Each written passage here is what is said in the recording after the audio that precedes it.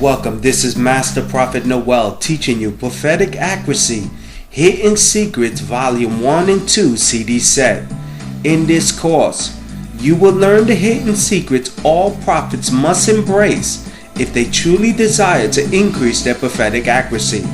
We will continue with today's teaching, Prophetic Accuracy, Hidden Secrets, Volume 1 and 2 CD set. We'll be right back with today's teaching.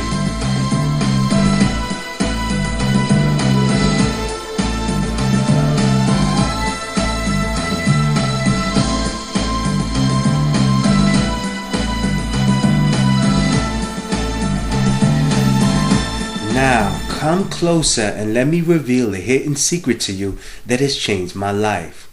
The gift of prophecy can make you rich and place you in front of kings. The gift of prophecy you have inside can bring you the wealth and the material lifestyle you and your loved ones could only dream of. The gift of prophecy can empower you to walk away from your 9-to-5 job you so eagerly hate and move you closer to your faith, your family, and the financial freedom you so eagerly desire. The gift of prophecy is the answer, the solution to the wealth you diligently seek every morning when your alarm clock wakes you up. The moment the Lord revealed the hidden secret that lies inside of me and the powerful truth of its ability to give me the financial freedom 3 generations of family members could not achieve, was the moment I began to stir the gift of prophecy to increase my prophetic accuracy. Now the great prophet Daniel used his gift of prophecy to reveal the secrets of King Nebuchadnezzar's dream that brought him great wealth. In Daniel chapter 2 verse 46 to 48, then King Nebuchadnezzar fell prostrate before Daniel and paid honor and ordered that offerings and incense be presented to him. The king said to Daniel, "Surely your God is God of gods and Lord of kings and a revealer of mysteries, for you were able to reveal this mystery." Then the king placed Daniel in a high position and lavished many gifts on him. He made him ruler over the entire province of Babylon. You see, using the gift of prophecy, Daniel revealed the king's dream and was rewarded with great wealth due to his prophetic accuracy. Now listen to a prophetic word I gave to this caller that was so accurate that he was so impressed with my word that he joined my school of the prophets and became a graduate. Listen closely to this prophetic word. The prophet will say, Jesse, is that God is going to start moving you to make powerful decisions. This is going to be a year of decisions where it's going to be between you and God. And I want you to make a decision because God is going to start to plant some things in your heart that you need to follow up with that maybe not everyone in your family is going to understand. They're not going to really appreciate, but you need to follow the unction of God that has in your heart. Some of the things that God is telling me that is going to deal with you, Jesse, is that I want you to contemplate that for 2010, you and your wife visiting the homeless shelters. And God wants you to contemplate visiting the homeless shelter, giving some sandwiches, giving some foods, because this will be a great way for you to continue with your movement with ministry, and also give you opportunities to meet people when as you start your ministry. So I want you to contemplate, because the opportunities are going to start to appear in your life when you can give some food and you just go to your local shelter, give some food, tell them about God and things like that. Also, I want you to also keep in mind, you're going to make an important decision about what you're going to do for 2010. Now, let me just tell you some things that you're contemplating that God is going to start to put in your heart.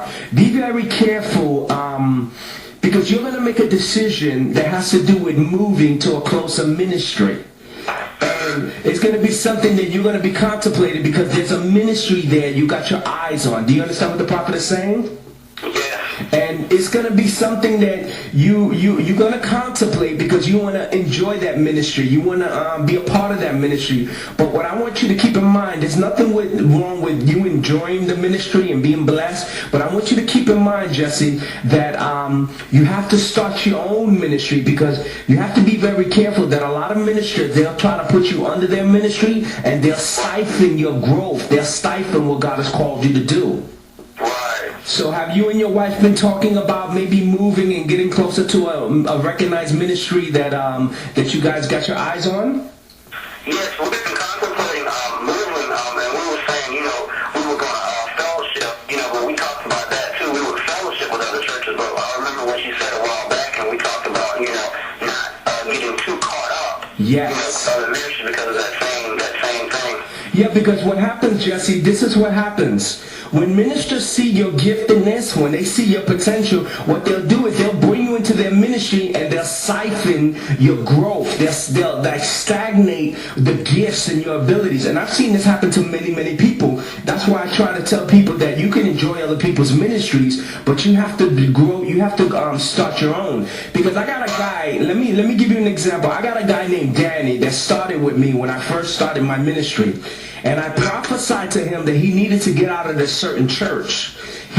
He didn't want to listen to me. He said, no, prophet, they're going to make me a minister. They're going to ordain me. And I kept telling him that that's not their intentions. Their intention is just to keep you to sit down and you to come pay tithes. Right, exactly. And let me tell you, several years later, Jesse, I just saw him the other day, and he's still stuck in the same place. And the first thing I asked him was, are you in ministry yet? Do you have your ordination paper? And he tells me, prophet, he's still at the same place.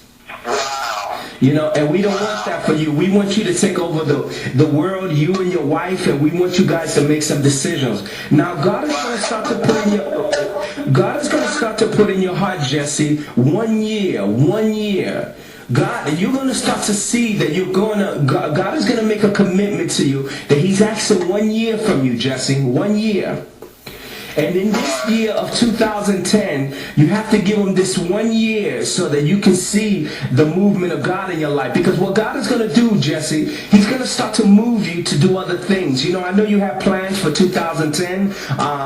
You were thinking about law school, but God keeps saying 1 year. Give him 1 year. Because in this 1 year, Jesse, he's going to move you in so many directions, and it's going to show you that your dependency is not in money or physical opportunities, and your dependency is going to be on God. He's going to move you in this 1 year in 2010. You're going to go with your wife. You're going forward. You're going to continue to work, and then God is going to start to cause new events that are going to start to appear in your life, and it's all going to be in the promise of 1 year. Wow. And Jesse, I want you to also keep in mind, I want you to continue to look for your angels. Your angels are gonna, as I was praying for you, your angels keep dealing with me that you need to continue to connect. You need to continue to connect because you're desiring them and they're desiring you, and you need to continue to learn. You need to continue to grow because you're gonna operate your ministry, and you're gonna be like a crossing over, like a Van Prague, and you want to continue to connect with your angels and be sensitive so that when you're standing in front of people, you can operate in that gift. You have any questions for the prophet? Wow, that's accurate. It's funny you mentioned the thing about the homeless shelter because I had to go for work purposes. I had to go and deliver food to the homeless shelter 3 or 4 times in 1 week. The battered women's shelter. Beautiful. During the Thanksgiving holidays, and me and the owner got to talking, and I got to meet some of the people. So beautiful. About the moving situation, that's so true because my wife and I were getting ready to move to Atlanta. Yes.